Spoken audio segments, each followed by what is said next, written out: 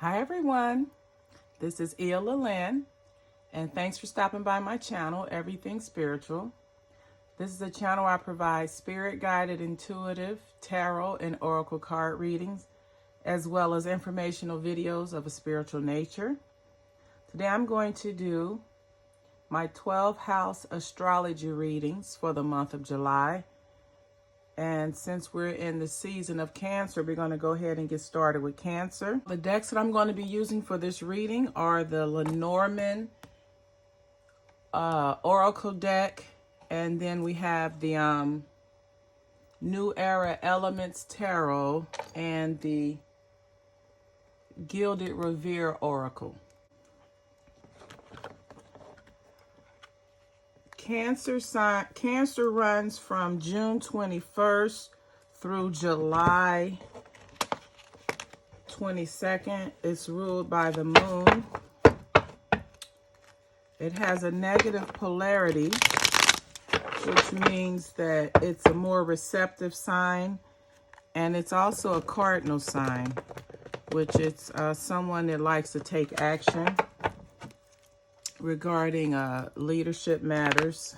Cancer is also associated with home and family. All right, Cancer, let's go ahead and get into this reading. Under the first house, we have the Four of Fire,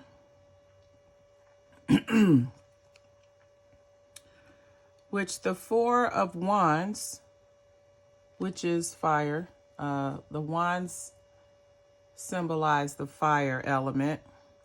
It brings about harmony.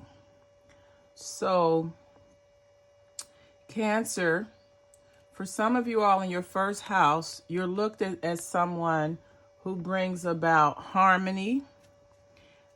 You have balance. You're easygoing. Now we also have, so this is the primary card. So you have balance. Now this is Venus and Taurus, for some of you Cancers. So what this card means is that you're able to bring balance to your life into situations. So when people view you, they look at you as someone that's a peacemaker. Now, this first clarifying card we have is the four-leaf clovers. So you're looked at as someone who's very lucky. And you're also someone who has wisdom. But then at the same time, you're looked at someone who should not be crossed. So that's your first house, Cancer. Now, your second house, in your second house, Cancer, the first card we have is Interference. Now, this is equated, this card is equal to the Eight of Swords, which is an air sign. Now in this reading, or in this deck, you have Inference, which is Gemini and Jupiter. And Geminis tend to be very indecisive, and then Jupiter is the planet that, a planet of expansion and good fortune. So in your second house, Cancer, you're looked at as someone who can multitask.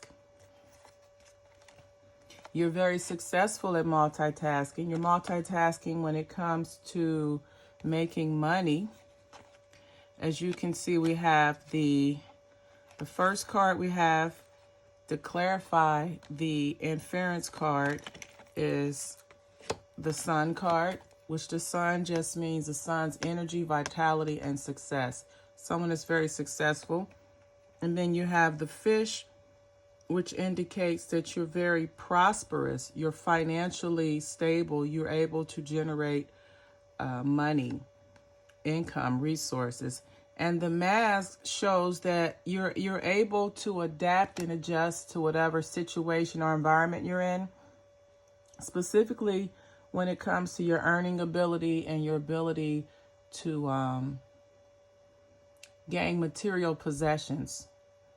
So you're seen as someone that you're able to multitask, and you're very versatile, and you're successful at earning money. In your third house, we have the Death card. And the Death card represents endings and transformations. So the third house is the house of communication. It's the house of lower education. It's also the house of short-term trips. And it can also reflect how you are in your immediate community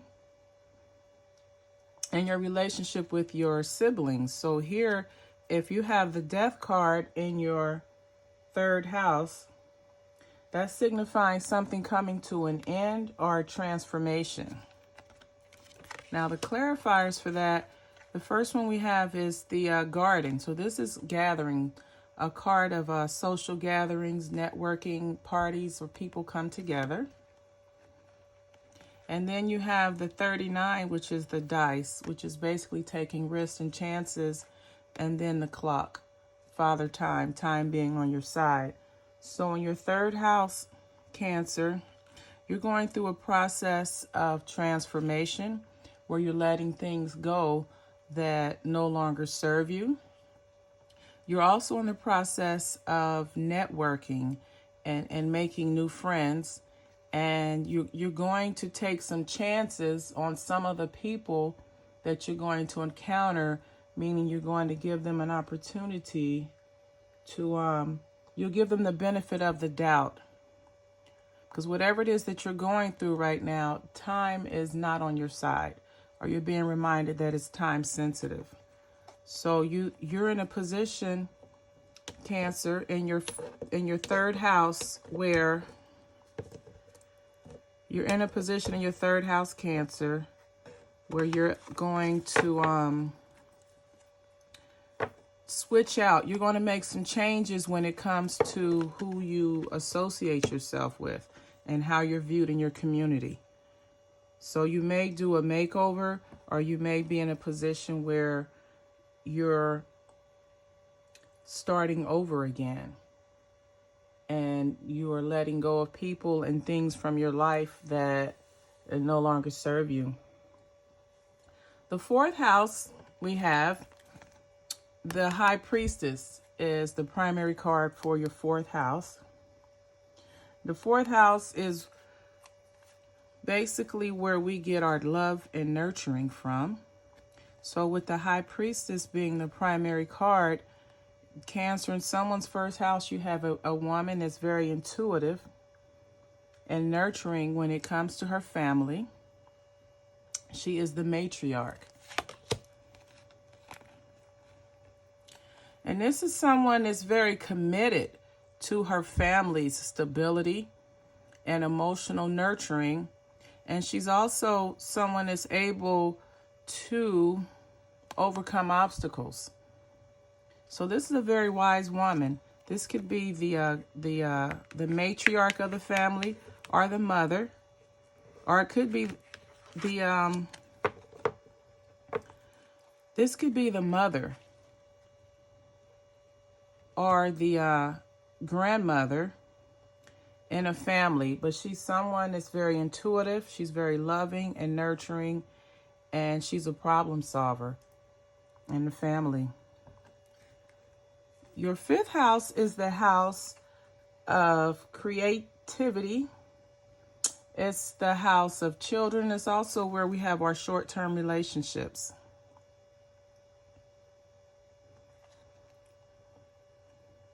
So Cancer, in your fifth house, we have the Disappointment card.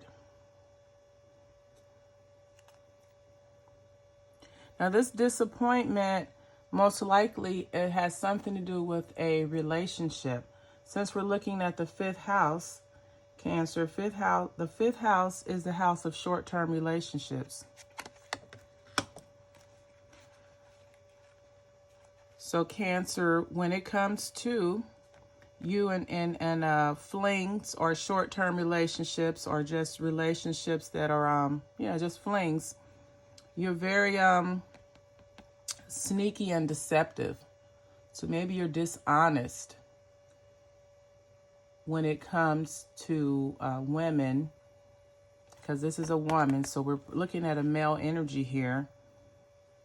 When it comes to your short-term relationships, your flings, when you meet someone, you're very deceptive.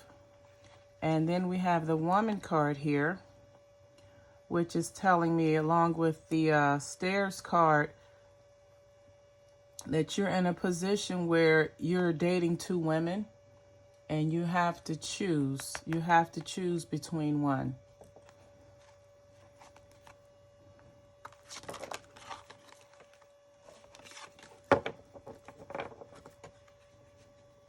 And the disappointment card shows that you don't feel good about the situation that you're in, and that's why you have to decide, because it's not going to get any better until action is taken.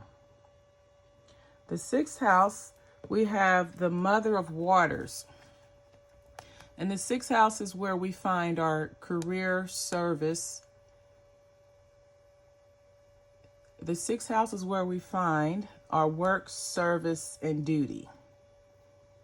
So if we have the Mother of Waters, someone is very, very passionate about their job. They're very passionate about what they do, either in the community.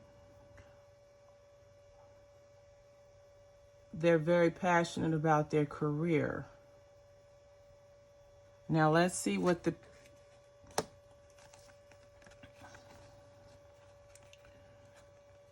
So your overall Cancer, you're someone that you're very good at what you do because you're very passionate about what you're doing. But you're at a crossroads with your job or your career, or even your commitment to service. You have love for what you're doing, but you have an option here. You have two fields, two paths that you can take that will lead you to enjoying, or that will lead you to your passion. You just need to decide which one. Both paths are good for you. This could be job opportunities. You have great love and passion for both, and both of them will provide you longevity. It's just a matter of you choosing the one that you feel more passionate about, because both of them are suited for you, and both fields will provide you results, rewarding results.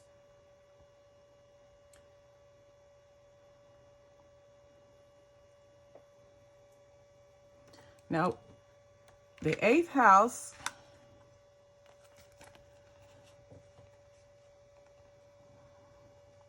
is a house where we look at your joint resources in your marriage or your relationship, a long-term relationship, and your sexual activity and your joint resources and death or inheritances. Cancer, in your 8th house, we have the 2 of Cups. The 2 of Cups indicates a relationship, a loving relationship, a soulmate relationship. So this is telling me that in your 8th house, you're with someone who you really love. You're with someone that you have a harmonious relationship with. You're with someone who you have a great sex life with. And this is someone that you don't mind sharing your assets and resources with. You have a very loving relationship. And the first clarifier we have is the anchor, which signifies strength in the relationship. And then you have the wishing well, which is another indication that your wishes are being fulfilled. You're with someone that you've always wanted to be with, that you've always hoped to be with, someone who you feel that can make your dreams come true. And then the final card, the whip, is just a further indication that you're focused and you're willing to do whatever you need to do to keep the relationship going, to keep the relationship in the same state or manner that it is now. Loving, affectionate, sharing. You have a great sex life and you all share your resources. And you're also setting up to leave your significant other an inheritance of some sort if you pass before that person.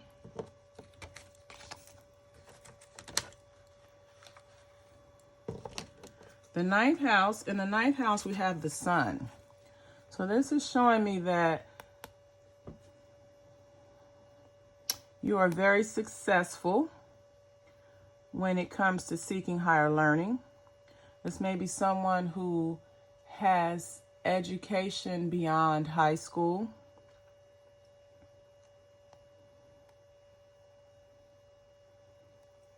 Or you may be getting ready to go on a long distance vacation or travel for work. But whatever it is, you're going to be successful at it.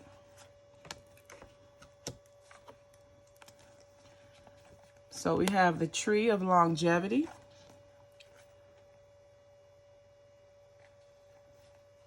Then you're very loyal. And your travel is going to allow you to network. So this is someone who may work as a teacher, who may work as a traveling salesperson, or who has to travel for their job. But you're very successful at what you do. And you're going to have longevity. And you're going to continue to be successful and network doing what you're doing now.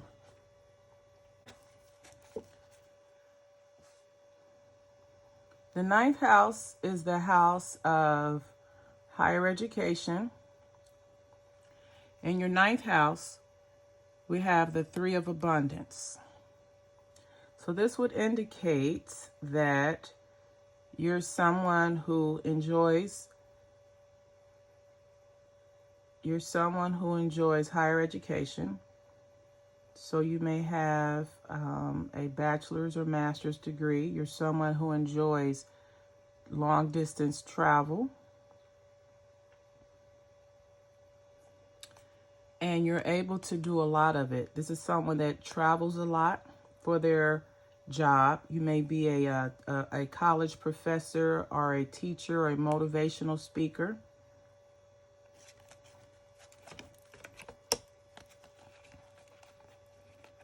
You see, you have the horse. You're traveling. This is someone that travels for a living, and you may be a motivational speaker because you have the 21, which is mountains, which indicates obstacles or problems, but you're able to overcome them because you're abundant, you're successful. And then the person that may be assisting you with these things is a male.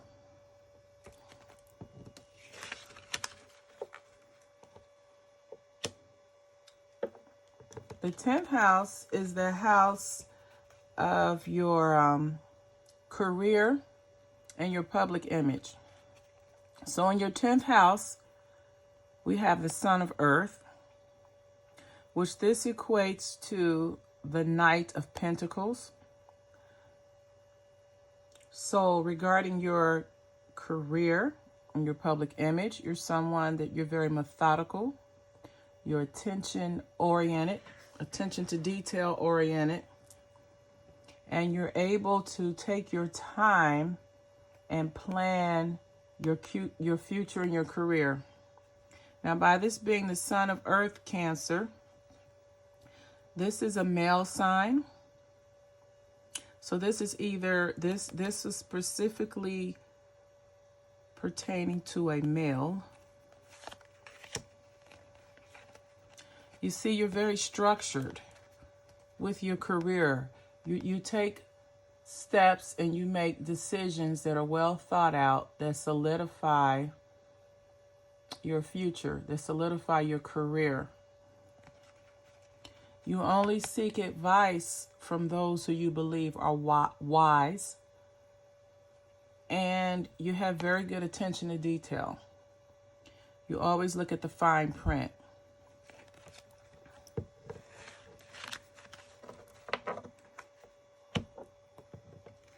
In your 11th house, we have the 9 of Pentacles, or the 9, which is the gain in this deck. And as you can see,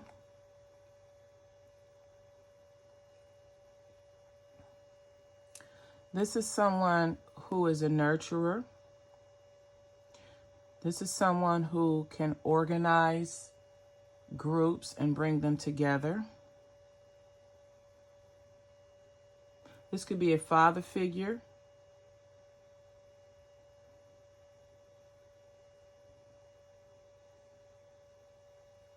This is someone who has long-term thinking.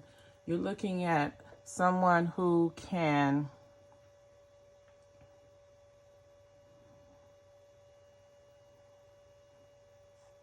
has a long-term vision. This is someone who's able to organize and put together groups, and also get someone to see their plan, their vision. They're a visionary. And of course, you have the first clarifying card as the owl. So this is someone that's very wise. They communicate with other wise individuals. And the compass indicates someone knowing which direction to go in. So you're someone that instinctively, you know what decisions to make. You know what groups to support. When you're doing your long-term thinking, you're able to envision what you need to do to be successful. And then also you have the Death card, which this is simply just knowing when it's time to let go of things that no longer serve you. So you're able to put together groups. You're able to rally folks together for a particular cause. But you're also able to know when it's time to let go and when it's time to pull back and redirect your energy.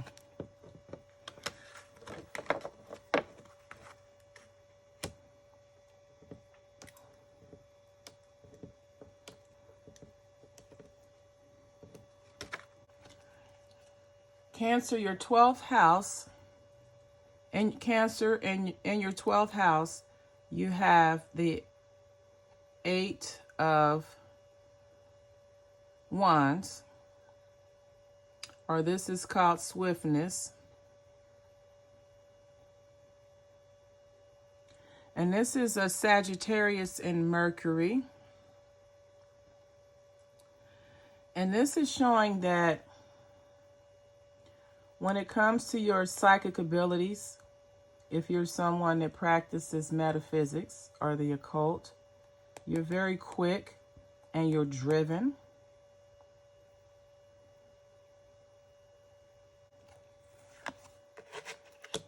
And although you've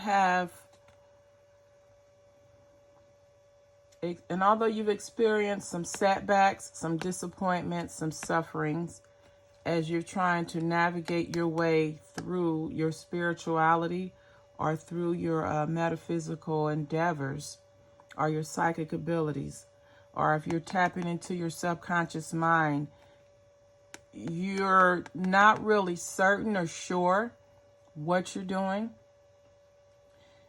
You're finding yourself going around and around as if you're in a maze or a labyrinth. You're having a hard time finding your way, and that's why we have the crosses. The crosses indicate suffering. It indicates loss, hardship, and not knowing the way. So you're someone that you're struggling right now. You want to take action. You're quick to take action. You just don't know which action or which direction to take when it comes to the metaphysics, when it comes into tapping into your subconscious mind. And this could be someone who has finally decided to start meditating, but they're having problems focusing and concentrating, and they don't know which direction to go or take. So you just need to stay focused and meditate and go inward and listen to your spirit, listen to your higher self for guidance that'll lead you out of the maze that you're currently in. So Cancers, this has been your July 12th house astrology reading.